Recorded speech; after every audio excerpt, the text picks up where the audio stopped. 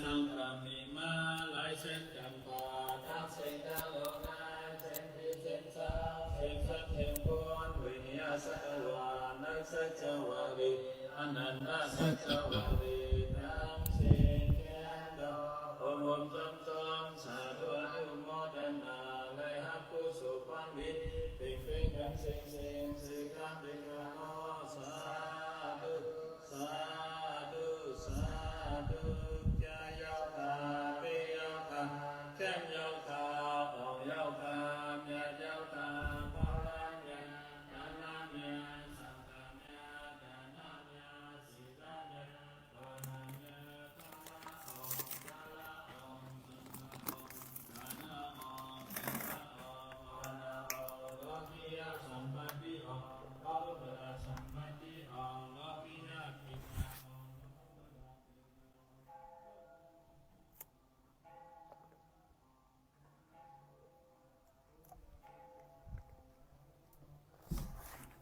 ก คำออกพลังเงินพาคำออกกองมุงเงินกองมุงคำออกจอมเงินจอมคำออกวิ่งเงินวิ่งคำออกวิ่งสิ่งวิ่งคำออกวิ่งกุศลออกในปัญญาศึกษาออกก็เย็นในปัญญาศึกษาออกก็เย็นตีไลหัดสัตว์ถึงในปัญญาศึกษาสัตว์ตั้งขยาวสานาเมียสีนาเมียภาวนาเมียเท้าเสาคาตั้งเสนาโล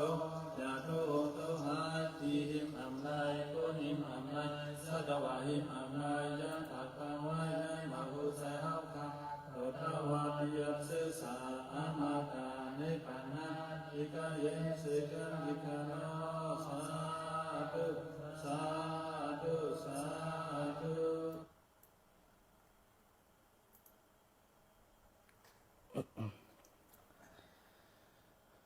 ไม่สงคราพี่น้องใต้เฮากูก่อกูก้นในคันเนาะวันนี้ เฮาแต่ไรมาเฮาตะลาเป็นความไตในคันเนาะเมื่อแล้วอยู่กับเฮาชื่อว่าบุญจ้างเต้งไหนอยู่วัดย่างกงในคันเนาะเมื่อไหร่เฮาแต่ไรมาเฮาตะลาเป็นความไตเป็นธรรมะของพระพุทธเจ้าเป็นความไตนะครับก่อนที่เฮาแต่ไล่พังธรรมะที่เป็นความไตนั่นเฮาก็แต่ไล่มาแนะนำตัวไหนว่าเป็นคนที่ไหลลูกจากเมืองไหลมาก่อนที่จะมาอยู่เมืองไทยเฮาในก็แต่ไล่ลาดนี้บ่ออกไม่ออกพี่น้องใต้เฮากูก็กูก้นนะครับว่าเฮามีชื่อว่าบุญจ้างเต็งหรือจือที่มาอยู่เมืองไทยที่เปิ้นไล่เขียนไว้ก็คือพระธนดลจิตตโสภโนนะครับเนาะก็เมื่อเล็กเมื่อน้อยพอเฮาก็เป็นก้นน้ำหมองเมเฮาก็เป็นก้นลายขาก็เป็นไตเตะแต่เฮาในเขามาเกิดเมืองไทยนะครับเนาะก็เตลัดใต้พองเมืองพองผสมกันในรายการเมื่อไหร่ก็หลังจากที่เฮามาอยู่เมืองไทยเฮาอยู่ที่อำเภอเมริมนะครับเกิดที่อำเภอเมริมคำไหนไหลมา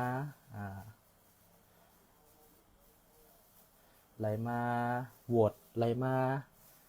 ที่วัดโลกโมลีนะครับก็เป็นเจ้าสร้างอยู่วัดโลกโมลีไหลอยู่3 ปีกำไหนก็ไหลย้ายมาตีจองตีหิมตูเจ้งใหม่นี่ก็คือจองชื่อว่าวัดย่างกงก็ไหลเป็นเจ้าสร้างมาอยู่4 ปีแล้วก็เป็นบุญจ้างไหล1 ปีนะครับเนาะเมื่อไหร่เฮาแต่ไหลมาลาดเหนพอออกไม่ออกพี่น้องใต้เฮากูก่อกูก้นว่าธรรมะในยุคสมัยใหม่ธรรมะในยุคสมัยใหม่ที่เปิ้นที่ไล่จากพระเจ้าอยู่หัวเมืองไทยเฮาเปิ้นไล่ปันไล่ลาดเหนบุญจ้างที่อยู่ในประเทศไทยอยู่ต่างประเทศไล่ ภ ฏิบัติตามหรือไลเจนจาไลนำเอาธรรมะที่พระเจ้าอยู่หัวไลปันเนี่ยเอาไปบอกพี่น้องไต้เฮาไปบอกคนในประเทศไทยคนต่างประเทศไลเจนจาไลว่นไลเกิดนะจอมว่าธรรมะที่เป็นธรรมะเต้ที่พระพุทธเจ้าไลปันมาไลสอนเฮาไลปฏิบัติตามเนี่ยเป็นเจ้งหือเหมือนไหนเฮาก็ติไลมาลาดเหนบ่ออกพี่น้องเฮากูก็กูก้นติไลรับรู้รับฟังในรายการหรือใน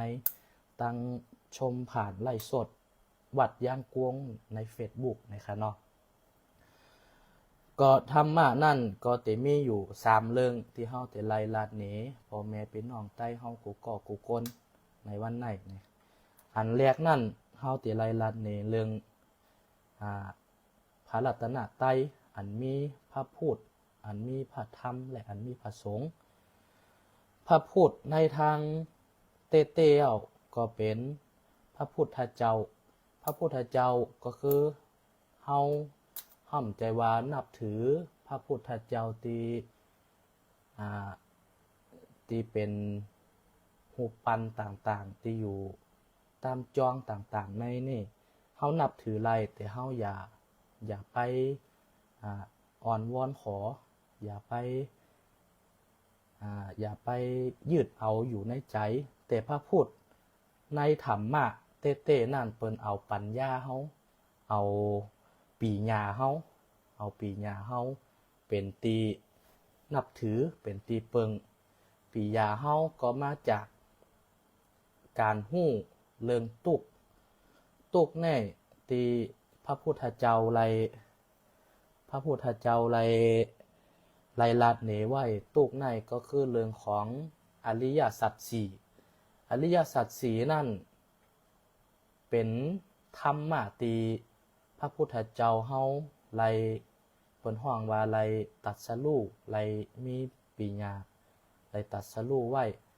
ก็มีอันรับแรกนั่นก็มีเรื่องตุกนะคะเนาะตุกใน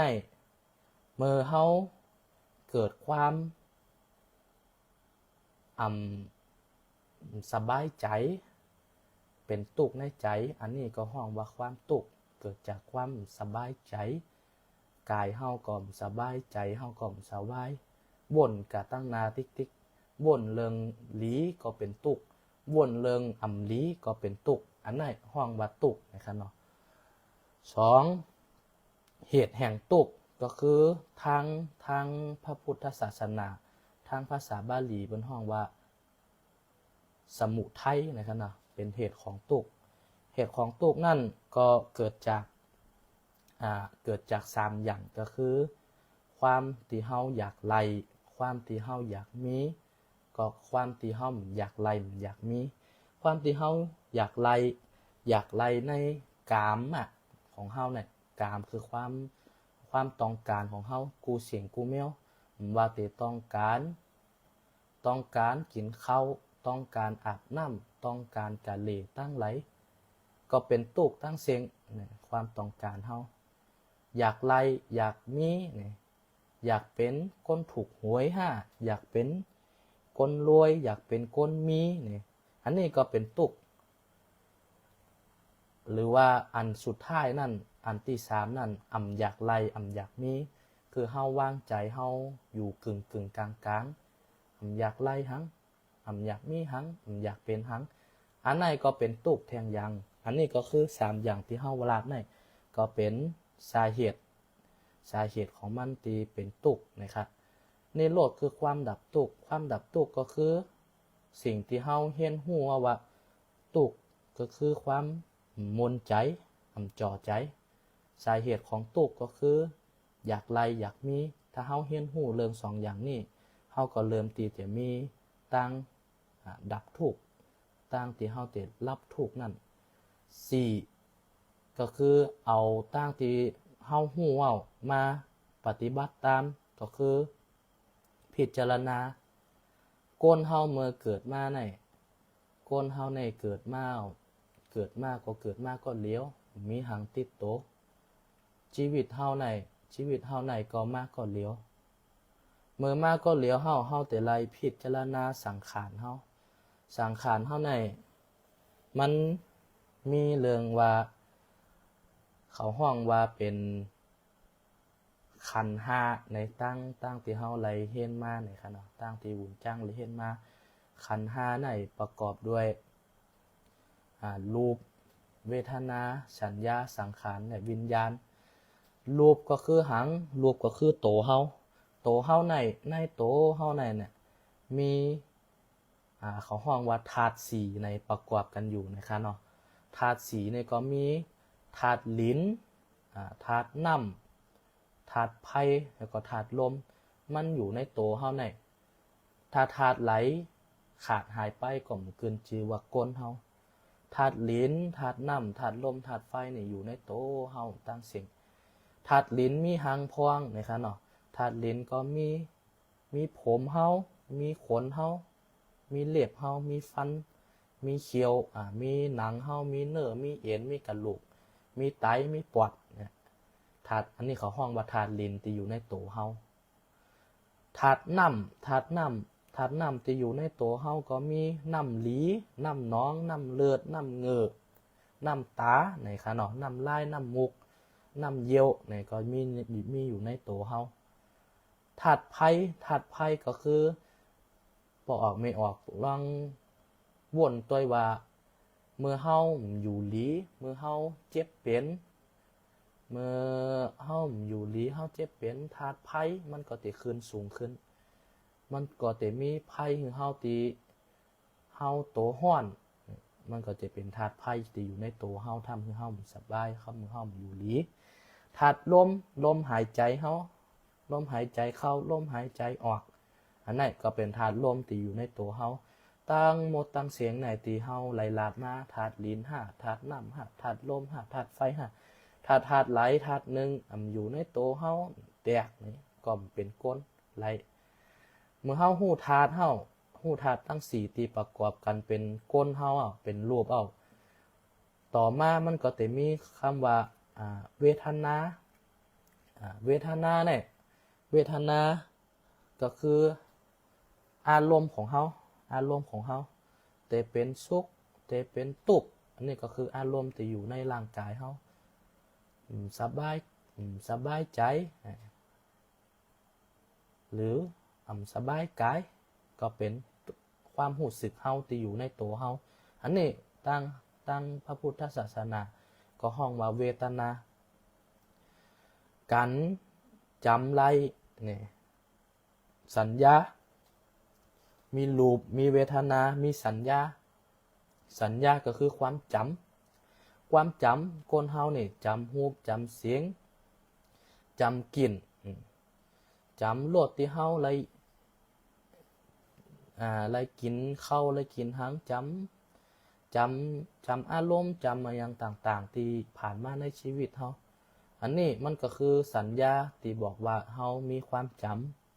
ำสังขารต่อมาสังขารก็สิ่งที่เฮาเขาห้องว่าสิ่งที่เฮาปรุงแต่งก็คือสิ่งที่เฮาเจ๋งมีคนมาลาดเนเฮาว่าเฮาเป็นก้นเจ๋งไหนเจ๋งนั้นเฮาเป็นก้นหลีลักอันนี้ก็คือใจเขาว่นเอาว่าเฮาหลีลักเขาใส่ความเขาปรุงแต่งใจเฮาอันนี้ก็คือเป็นสิ่งที่เขาห้องว่าสังขารก็คือสิ่งที่เฮาปรุงแต่งขึ้นมาสิ่งที่เป็นเรื่องเต้ห้าคือสิ่งที่เฮาปรุงแต่งขึ้นมาอันนี้คือสังขารอยู่ในก้นเฮากูคนต่อมาก็คือวิญญาณไหนมันใจว่าตายเป็นผีเป็นเพศมันใจว่าวิญญาณเช่นนั้นวิญญาณที่อยู่ในใจเฮาก็คือการรับรู้ทางตาทางจมูกทางกายทางใจทางตาเมื่อตาเฮากะหันเจ๋งหันจ้องตีนั่นหันเฮือนตีนั่นเข้ม หันเฮิรนที่นั่นเข้มมันก็รับหูตั้งตาเฮาว่าตาเฮาหันที่นั่นเข้มเอาว่าตั้งหูเฮาได้ยินเสียงกูก็กูคนเฮาก็รับหูหลายเอาว่าได้ยินเสียงก้อนนั่นก้อนไหนลาดเจ้งนั้นเจ้งไหนทางหูหลังทางจมูกเฮาแน่ก็ไล่กลิ่นก็คือไล่เตกลิ่นเหม็นกลิ่นหอมนี่ก็ว่ากันไป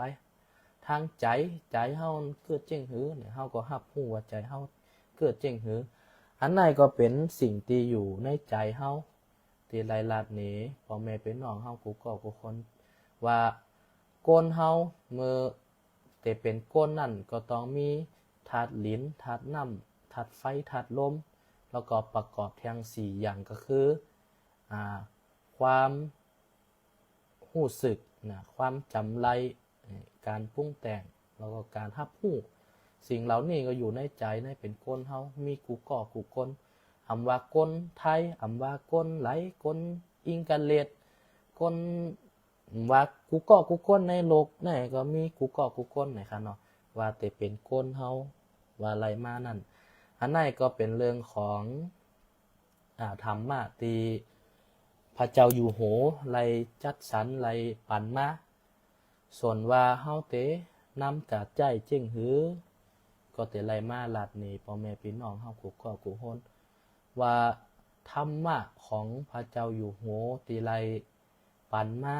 ถ้าเฮาเรียนรู้เฮาพังเฮา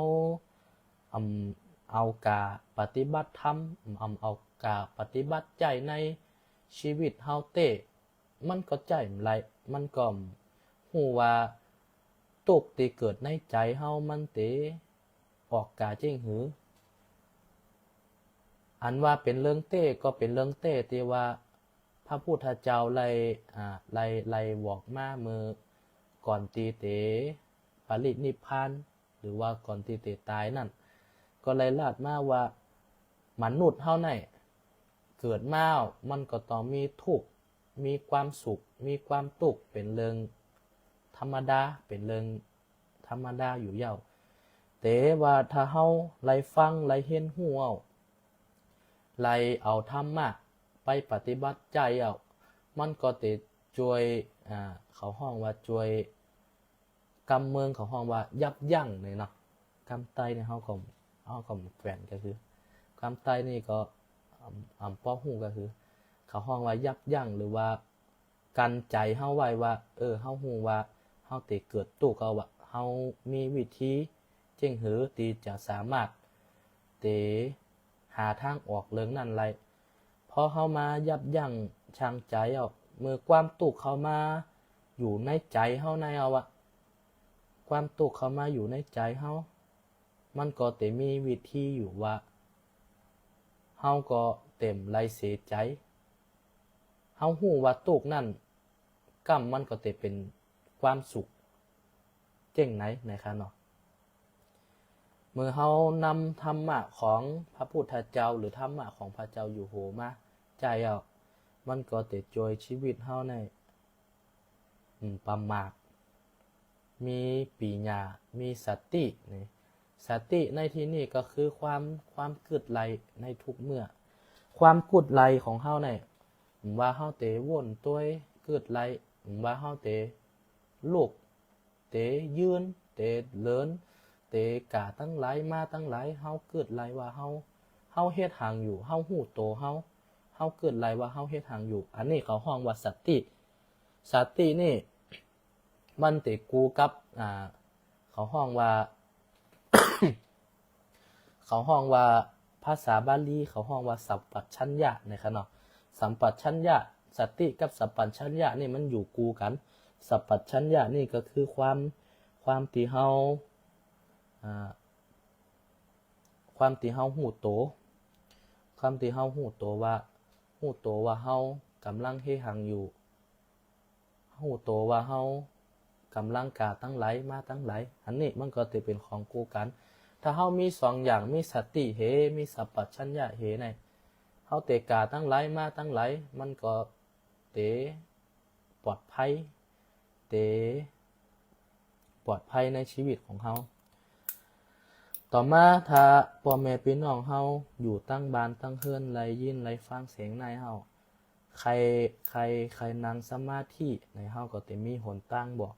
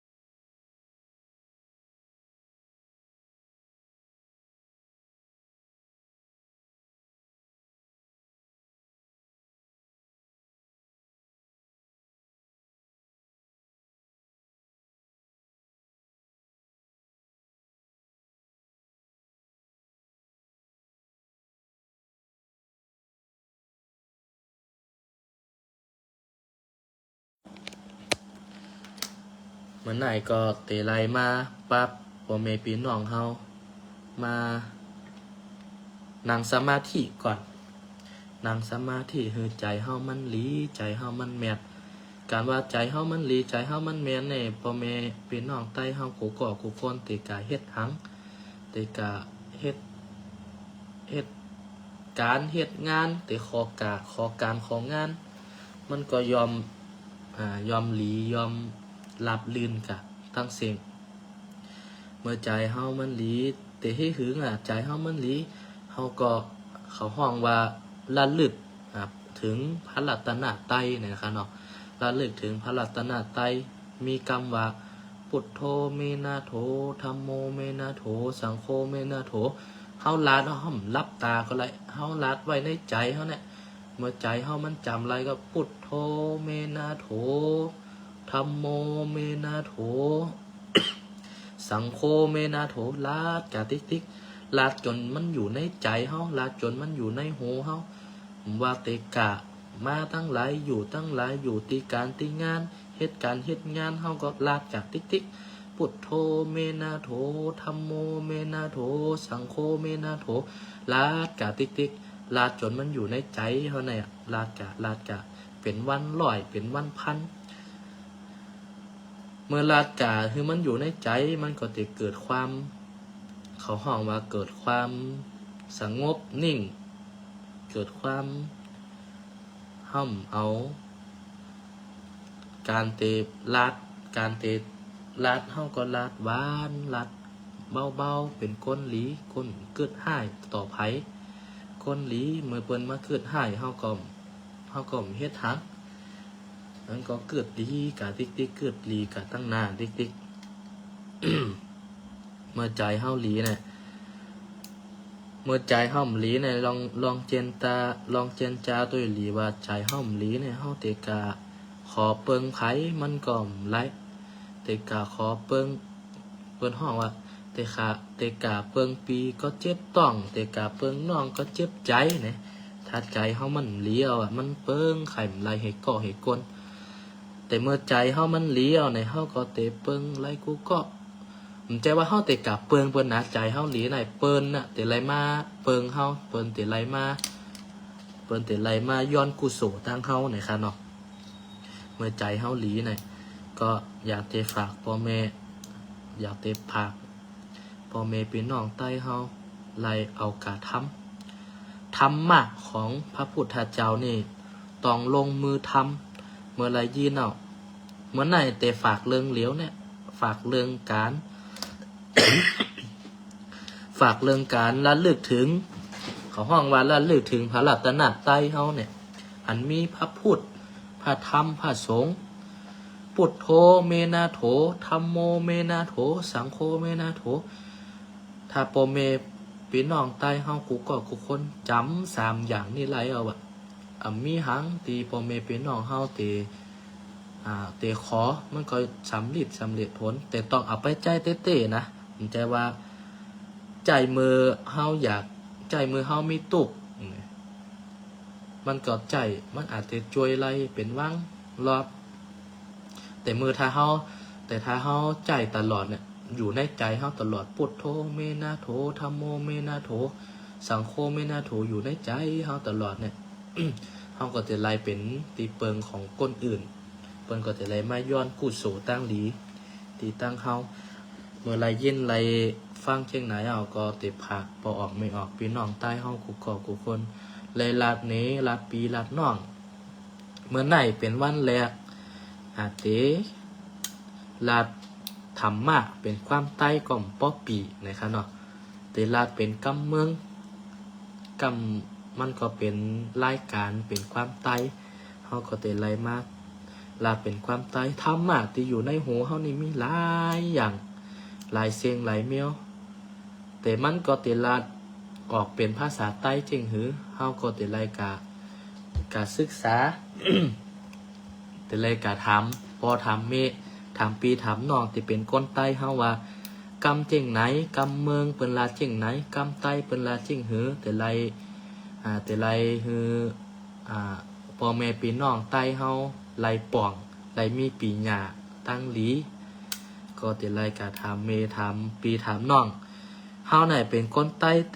แต่มาเกิดในเมืองไทยมันอยู่ในเมืองไทยมาหืออยู่มาเข้าตั้งไรเป็น21 ปีมันก็เห็นเมืองใต้เห็นเมืองไทยเห็นเมืองไทยมาตั้งแต่อายุไร4 ปี4-5 ขวบเพิ่นก็เอากะอยู่ในห้องเรียนเมืองไทยแล้วก็ไล่เรียนไทยได้เรียนลีกไทยเนี่ยลีกใต้เนี่ยก็ไล่เรียนมีกะปอกับเมสอนกะคังงะจะใช้ยะเนี่ย ก็ไล่หมอกไหนแต่ว่าเรียนเมืองไทยเนี่ยเรียนมาตั้งแต่เลขจนเมื่อเหลียวก็เรียนอยู่เขาห้องมาเรียนปริญญาตรีนะครับเนาะ ก็ทางปี2ปีเข้าตั้งปี2ปีก็เตไล่หับไว้จบอ่ะเมื่อหับไว้จบก็เตไล่ เตไล่เตไล่เห็นความใต้เตไล่เขียนเลขเขียนหังลีนี่เพิ่นว่าเป็นคนใต้เอาเพิ่นลีลืมคือนี่ค่ะเนาะก็เตไล่มาเขียนเลขเขียนใต้เป็นเอาครูบาวุ้นจุ่มเฮาเป็นครูบาอาจารย์เพิ่นมีกุศลมีกุศลตั้งหลีเอาเป็นแบบอย่างเฮาเอาเป็นตีหลีเอาเป็นครูบาอาจารย์เฮาเนี่ยครูบาเจ้าวุ้นจุ่มเนี่ยเพิ่นมีบารมีน้ำนี่ค่ะเนาะคำว่าบารมีเนี่ย บารมีเนี่ยใจอยู่ที่ว่ามันเป็นเขาห้องว่ามันเป็นบุญเก่าที่เฮาเคยทำไว้ในปางก่อนมาแต่มันก็ใจตั้งหมดนะคำว่าบารมีในบารมีถ้าแปลจริงๆถ้าความหมายมันเต้ๆมันก็คือแรงใจเฮากำลังใจเฮาถ้าเฮามีบารมีเฮามีแรงใจเฮาแต่เฮ็ดหังมันก็ยอมสำเร็จแรงใจนี่ก็เอามาจากที่ไหนก็เนี่ยเอามาจากการดูใจเฮาว่าใจเฮาหลีใจเฮาหลีใจเฮาหลีมันก็ทำอันอย่างก็หลีกะหมดใจเฮาหลีนี่ก็มันก็ติเฮ็ดทางก็หลีเฮเมลก็ถ้าใจเฮาหลีติใจเฮาหลีก็เนี่ยท่องลาดกะพยายามลาดว่าพุทโธเมนะโถธัมโมเมนะโถสังโฆเมนะโถลาดกะติ๊กลาดจนมันใจเฮาเนี่ยมันอยู่หลีเวลาใจเฮาตุกเฮาก็ลาดพุทโธเมนะโถธัมโมเมนะโถคือใจเฮามันอยู่กับพุทโธเมนะโถธัมโมเมนะโถสังโฆเมนะโถอยู่เจ้งไหนครับเนาะเมื่อกำเตเฮาเนี่ย เมื่อเฮาเลยหันธรรมะตีพระเจ้าอยู่หัวเฮาย่ำเลยหันธรรมะตีพระเจ้าอยู่หัวเลยปั่นมาเนี่ยใจเฮาในมือเฮามีความตุกเนี่ยขนาดเป็นเจ้าสางเนาะเมื่อกำเตนั่นเป็นเจ้าสางมือเฮาย่ำเลยศึกษาเลยเฮียนเนี่ยเรื่องธรรมะตีพระเจ้าอยู่หัวเลยปั่นมาเมื่อใจเฮามีความตุกเนี่ยมันมวนนะใจเฮานี่มีความตุกมันฮู้ว่าเฮาแต่เอาอีหางเป็นตีเปิงการสวดมนต์อย่างเลี้ยวมันก็สวดมันก็เมื่อสวดมนต์เนี่ยใจเฮามันนิ่งมันเงียบแต่เมื่อหลังจากที่เฮาไล่สวดไล่ฮ้อตาลาวเนี่ยเฮาก็มาอยู่กับตัวเก่าเนี่ยใจมันเกิดกับติ๊กนะมันวนกับติ๊กใจเฮาเนี่ย เพราะเฮามีหางเป็นตีเปิงเต๊ะมันก็เปิงไรกำเหลียวนะการสวดมนต์การฮ้อตาลาเนี่ยจำไหนมาตัวใจเฮาเนี่ยมาตัวใจเฮามือเหลียวกับใจเฮามือเป็นเจ้าสางเนี่ยนะเมื่อใจเฮาเป็นเจ้าสางในมือเฮามีความตุกเนี่ยเฮาเนี่ยโหได้จัดการมันจริงหือนะแต่เมื่อใจเฮามีความตุกเมื่อเฮาเป็นวุ้นจะเมื่อเฮาเป็นวุ้นจ้างเอาเนี่ยนะเฮาก็ไล่มาตัวเนี่ยเมื่อเฮาไล่เฮียนไล่หูตีธรรมะของพระเจ้าอยู่หัวไล่ปั่นมาเนี่ยมันใจไรเตะพอเมย์เป็นน้องตายเฮาขอกูคนเมื่อใจเฮามีความตุกเนี่ยเฮาลองท้องไว้นะเฮาลองรับอยู่ในใจเฮาเนี่ยพุทโธเมนะโธเนี่ยธัมโมเมนะโธลาดกะติ๊กกำในลาดกะติ๊กลาดกะติ๊กกำในลืมลืมความตุกนั่นความตุกนั่นกะตั้งไหลอ่ำหุก เมื่อเฮาไปหมุนจ้างเนี่ยเฮามาลาดมาตัวเนี่ยความตุกเนี่ยกะตั้งไหลอ่ำหุกเฮาระลึกกะแต่รับก็รับมวลเด้อ แต่รับก็รับมวลแต่กะตั้งไหลก็มวลใจเฮามีพุทโธเมนะโถธัมโมเมนะโถอยู่ในใจเฮาตลอดถ้า บ่ออกไม่ออกพี่น้องใต้เฮาอยู่ในเจียงใหม่นะครับเนาะก็มาลาดธรรมะที่วัดยางกงเฮาไร วัดยางกงเฮาในก็อยู่ที่ประตูเจียงใหม่ก็มาลาดมาเหนอะไรมันมีครูบาอาจารย์มีบุญจ้าง หมู่จ้างที่เพิ่นเป็นเจ้าวัดเนี่ยเปิ้นลาดเหนธรรมะของพระเจ้าอยู่หัวนี่ลาดไล่แขนลาดไล่เข้าใจเฮาในลาดเพราะเข้าใจก็คือเพราะมัน ถ้าลาดเป็นความไทยนี่เข้าใจก็แต่ถ้ามันเป็นความไต้เนี่ยมันไล่แปลหลายภาษาเนาะไล่แปลไทยมาเมืองไล่แปลเมืองมาไต้ภาษาไต้ภาษาเมืองเนี่ยใครไกลเชี่ยงกันใครลาดเจ๋งเร็วกันนั่นแหละมันพอเพี้ยนไล่แปลความไทยมาเป็นความเมือง ได้แปลความเมืองมาเป็นความใต้เนี่ยมันแปลหลายอย่างพอเฮาก็ อยู่เมืองไทยมาถึงความใต้มันก็ทาถามไรเมื่อเฮือนเนี่ยก็เลลาดเนี่ยความใต้เขาเนี่ยอยู่วัดยางโกงเนี่ยก็มีเจ้าสามที่เป็นใต้ก็มันป้ออะไรอุบกันนั่นน่ะอุบก็เป็นอุบความเมืองเฮ้มีหมุนจ้างก็เป็นคนใต้ก็มีคนเมืองก็มีแต่เมื่อก่อนเลยลาดจันลาดส่วนใหญ่ก็เป็นลาดความเมืองความไทยไปเหความใต้เนี่ยก็ถ้าห่ำเลยโทรหาตั้งหมายพงห่ำเลยโทรหาตั้งหมายพงตั้งปอตั้งเมตั้งปีตั้งหนองเขาเนี่ยมันก็เลยลาเตะเนี่ยความใต้เนี่ย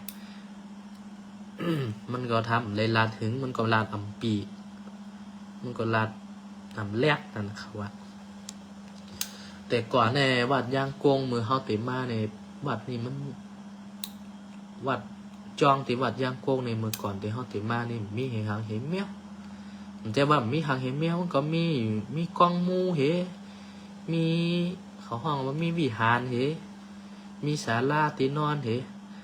เมื่อก่อนในมันมีหลังคามุงพระเจ้าหลวงก็มีเด้อคันไหลขึ้นพระเจ้าหลวงก็มีเด้ออันเขาห้องว่าวัดนี่ตั้งปืนมันยังเป็นขี้ลินแรงอยู่เป็นหลุมเป็นบ่อผลลงเนี่ยไหลต่อทรายกันมาถมน้ำถมหลุมไว้แต่เมื่อเลี้ยวเนี่ยถ้าพอออกไม่ออกเป็นน้องใต้ห้องกูกอกกูคนมาตัววัดยางกวงเนี่ยเจริญกาตั้งหน้าติ๊กวัดเข้มวัดงามเนี่ยมีคนอิงกะเลดมีคนไทยมา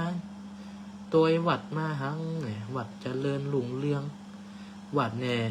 เจริญรุ่งเรืองที่เจริญไรก็เพราะว่ามีอันดับแรกเนี่ยก็มีผู้นำเขาห้องว่ามีผู้นำมีเจ้าวัดติลีเนี่ยเนาะมีเจ้าวัดติลีมีเฮียงเจ้าสร้างมีเฮียงบุญจ้างในวัดช่วยกันเทศช่วยกันแปลงช่วยกันสวดมนต์ช่วยกันฮอตะลาตั้งเสียงตั้งเมียวเนี่ยมันก็เป็นกู้โสตั้งหลีแต่ไรปออกไม่ออกเขาก็เลยมาช่วยปออกไม่ออกพี่น้องตั้งคนไทยตั้งคนไทยตั้งคนเมืองตั้งคนอิงกาเลตตั้งคนต่างชาติเนี่ยมาช่วยกันหมดเขาห้องว่าอานิสงส์กู้โสตั้งหลีของการฮอตะลาหมั่นฮอตาลาหมั่นพิจารณาหมั่นเจียนจ้าแต่สิ่งที่ขาดไรแน่ๆก็คือตัวใจของเฮาเนี่ยการตีแต่เฮ็ดเฮินการตีแต่เฮ็ดอาหารมาเป็นเมียวเนี่ยถ้าใจเฮาหมลีเนี่ยมันเฮ็ดสำเร็จนะมันเฮ็ดป่นมันเฮ็ดถึงเป้าหมายที่เฮาวางไว้ใจเฮาเป็นตุกเนี่ยกำเหลียวมันก็เป้กาวมันก็ใจมันสู้แต่เฮามาตัวใจเฮาถ้าใจเฮามันหลีใจเฮามันแมท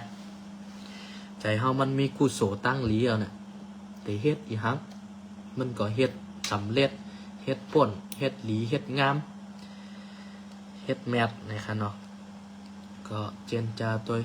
เมื่อวัดยางโกงเนี่ยเฮาไหลมาตัวเนี่ยตามประวัติเอาเนี่ยนะตามที่เพิ่นไหลเขียนมาเนี่ยวัดยางโกงเนี่ยเป็นวัดที่เจ้าเจงตุงเขาในมาแปลงไว้นะเจ้าเจงตุงเขามาแต่เป็นคนพม่าคนไต้เขาอะไรมาเฮ็ดมาแปลงไว้เนี่ยวัดยางโกงเขาเนี่ยเพราะ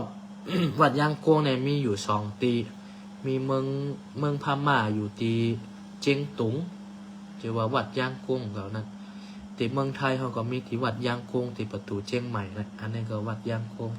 ตามเปิ้นว่าเปิ้นก็มีคนเจียงตุงมาเฮ็ดไว้นะคนเจียงตุงมาเฮ็ดไว้ตอนที่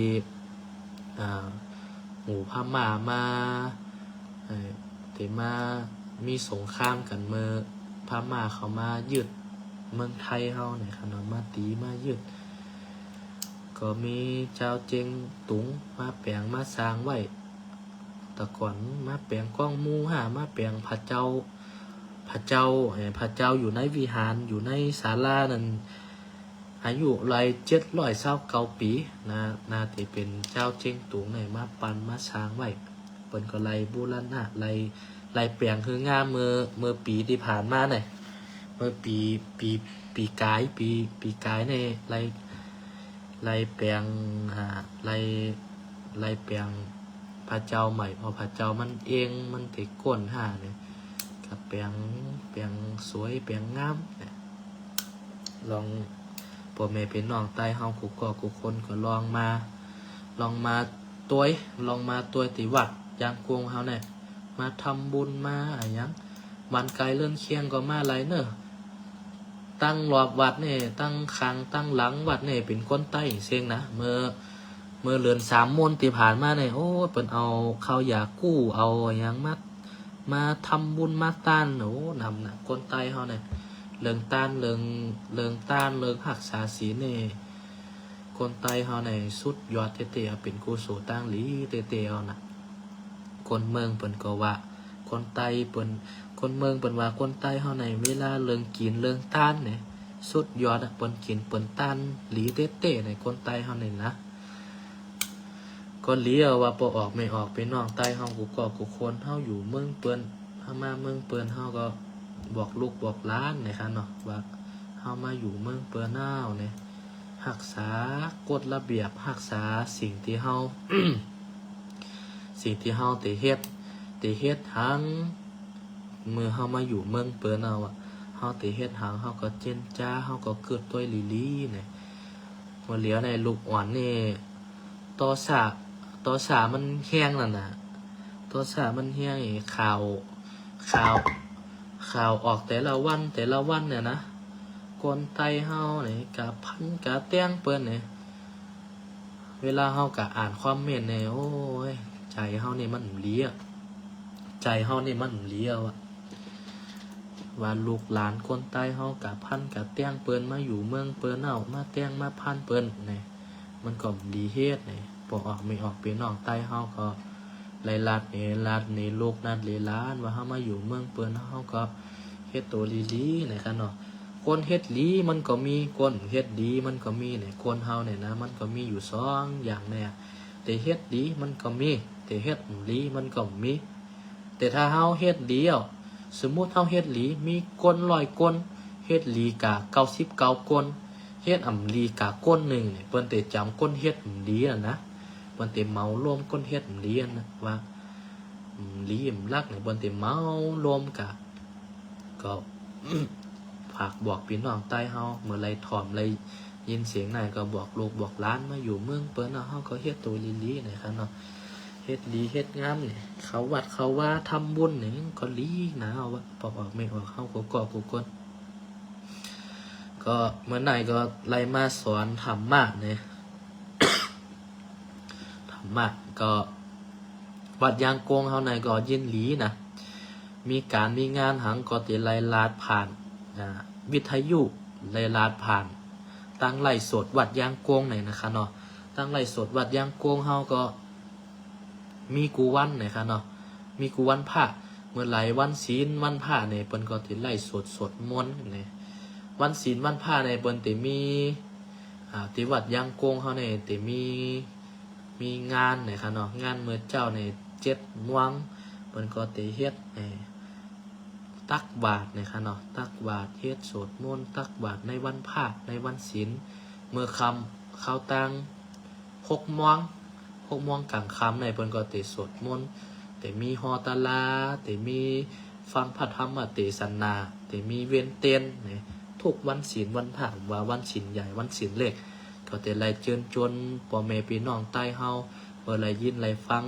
ไล่ฟังผ่านตั้งไล่สดฟังผ่านตั้งวิทยุก็แต่ไล่เต็มโตนะครับเนาะเฮาก็แต่ไล่มาฮอตาลาเนี่ยพอออกไปน้องใต้เฮาเหมือนไหนเป็นวันแรกที่เฮากำลังออก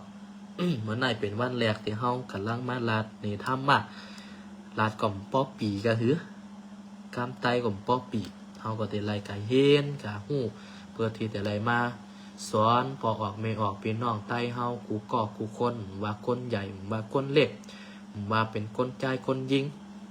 เมื่อไรฟังออกเพิ่นก็ติไล่เอากาเป็นการใจในชีวิตของเฮาตีกาใจชีวิตเจ๋งหือเนี่ยคือมันไรอยู่ไรปลอดภัยคือมันเป็นคนหลีคนมีปีญาคนมีสติเนี่ยค คนมีสตินี่กาตั้งไหลมันก็ตายแต่กาตั้งไหลมันก็เจ็บไข้กับคนมีสติเฮาฮู้โตอยู่ว่าเฮาเฮ็ดหางอยู่นะครับเนาะก็แต่ไรฮอตาลากูวันวัดยากงเนี่ย6 โมงกลางค่ำเนี่ยมาฮอตาลาร่วมกันแต่เป็นตาลากำเมืองกำไทยแต่ฮอตาลากำไตเนี่ยเฮาก็ใครจัดนะกำไตเนี่ยเฮาใครฮอตาลากูโสมีตีในมีใหญ่มีน้ำเนี่ยก็มันก็ปอมีปอออกมีออกพี่น้องใต้เฮาถ้าปอออกไม่ออกพี่น้องใต้เฮามาน้ำเนี่ยค่ะเนาะเฮาก็ติป้าฮอตาลาความไตเฮาตั้งวันศีลเนี่ยเจ๋งเลิน3 ม้วนที่ผ่านมาในคนไต้เฮาเนี่ยโอ้ยมาหลูมาต้านเนี่ยน้ำเปลี่ยนใจเฮาก็ตกใจเขานะเฮาก็มาเจนจ้าโอ้ยพอออกไปนอกใต้เฮาคนใต้เฮาเนี่ยอยู่ตั้งหลังวัดเฮาเนี่ยอยู่จำเฮาก็เนี่ยเฮายังมีโอกาสไล่ตีเฮาที่ไล่ลาดเนต่อกันนะขนาดอยู่จำกันเจ๋งไหนย่ำไล่ลาดเนต่อกันนะย่ำไล่ลาดธรรมะต่อกันเนี่ยเกิดเป็นก้นเนี่ยเฮาต้องไล่ลาดธรรมะเนาะอยู่ไกลกันอยู่เป็นเครือเดียวกันวุ่นจ้างก็แต่ไล่นำพอออกไม่ออกเป็นน้องใต้เฮาไล่ฮอความใต้เนี่ยค่ะเนาะมาหลู่มาต้านมาปั่นกำลังใจกันการสวดมนต์เนี่ยก็คือการร่วมตัวกันที่เฮาแต่ไล่มาปั่นกำลังใจกันไล่ลาดนี้ไล่ลาดอีห่างตั้งเสียงเนี่ยไล่ลาดเนไล่ลาดอีห่างตั้งเสียงเนี่ยลาดเนต่อกันกามหลีไล่ลาดความในใจเมื่อเหลียวนี่พอออกไม่ออกพี่น้องใต้เฮามีความตุกหีหางเนี่ยแต่ไรมาลาดเนต่อกันเฮาแต่ไรหาตั้งออกความตุกนั่นเป็นเที่ยงหื้อเนี่ยไรมาหลูมาตานพอออกไม่ออกแต่อยู่จำวัดย่างโกงใครไรหางขาดเตืออีหางก็บอกมาเขามาใต้วัดในเฮาก็แต่ไรปั้นเนี่ยมีตั้งกินก็แต่ไรมาปั้นมาหลูมาตานเฮาเป็นไตเฮาเป็นเครือเหลียวกันอำลีอำลีลากอำลีเปิ้นห้องว่าอำลีแปดกันนะครับเนาะเป็นใต้เครือเหลียวกันก็เขามาหลูมาต้านวัดยางโกงเฮาในเป็นวัดก้นไต้เป็นวัดก้นเมืองเป็นวัดกูกอกกูก้นในเมืองไทยในต่างประเทศเนี่ยต้องว่าเป็นวัดไผ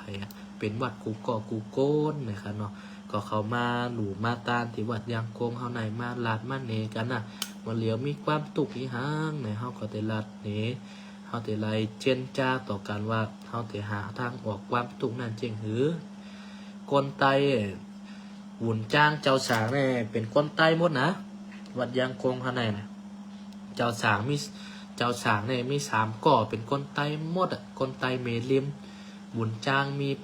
มี6 ก่อเป็นคนไต้2 ก่อเป็นคนเมือง4 ก่อหุ่นจ้างเขาเนี่ยก็เป็นตีเหลียวกันนั่นนะมาหลู่มาต้านก็มาลาดหนีความใต้ต่อกันก็เมื่อไหร่ก็ แต่ไรลาดหนีธรรมะลาดหนีธรรมะความใต้ตีสำคัญตีสุดในเมื่อไหร่ที่เฮาเลยรับมาตั้งมดตั้งเสียงไหนขอปออกไม่ออกพี่น้องใต้เฮาว่าคนยิ่งว่าคนเฒ่าว่าคนใจว่าคนหนุ่มคนสาวขอไล่เอาธรรมะก็คือใจความสำคัญในวันไหนตีสุดในก็คือการระลึกพระรัตนตรัย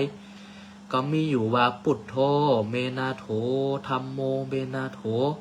สังโฆเมนาโถถ้าแปลเอาว่าปุถโธเมนาโถในแปลอะไรว่าเอาพระพุทธเจ้าเป็นตีเปิงในชีวิตเฮาธัมโมเมนาโถเอาพระธรรมคำสอนที่พระพุทธเจ้าไล่ลาดเหนไว้เป็นตีเปิงในชีวิตเฮาสังโฆเมนาโถเอาพระสงฆ์เอาความดีของเฮาในความดีที่เฮาเลยล่างห้องน้ำที่เฮาเลยหลูเลยต้านที่เฮาเลยเฮ็ดมาเป็นตีเปิงของเฮาในเมื่อเกิดถึงความดีมันก็จะเกิดความสบายใจเกิดถึงธรรมะเกิดถึงคำสอนเฮ็ดดีไรดีเฮ็ดอำลีก็ไรอำลีไม่เป็นคำสอนก็อยู่ในใจเฮาก็ใจเฮาก็ดี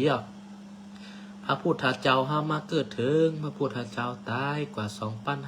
2,560 กว่าปีน่ะ มาถึงนับถือปัญญาเฮามีปัญญาเฮา ามีปัญญาเฮามีปีหญามันก็เป็นตีเปิงของเฮาก็จะไล่ใจชีวิตกะตั้งหน้าแต่ไล่กินไล่ตันแต่ไล่หลูไล่เมียวก็เหมือนไหนก็ฝากไว้มือพุงไหนก็เข้าตั้ง10 โมงก็แต่ไล่มาลาดนี้อันว่าแต่ไล่ลาดนี้ทำมากเรื่องอีหังก็ปอกออกไม่ออกเฮาก็ไล่เปิดไล่สดวัดยางกงในขนมวัดยางกงนครเชียงใหม่ไล่ติดตามไล่เปิดหรือว่าไล่เปิดตั้งวิทยุนะครับเนาะเข้าตั้ง10 โมงต่อถึง11 โมงนะครับแต่ไล่มาลาดนี้ธรรมะลาดนี้ธรรมะคำสอนที่เป็นภาษาไต้เฮานะครับเนาะมื้อไหนก็ฝากปอกออกไม่ออกพี่น้องไต้เฮาที่ไล่รับชมผ่านทางไลฟ์สดเกาหลีรับชมผ่านทางวิทยุเกาหลีก็เตไลลาดนี้ไว้ว่าธรรมะพระพุทธเจ้าแน่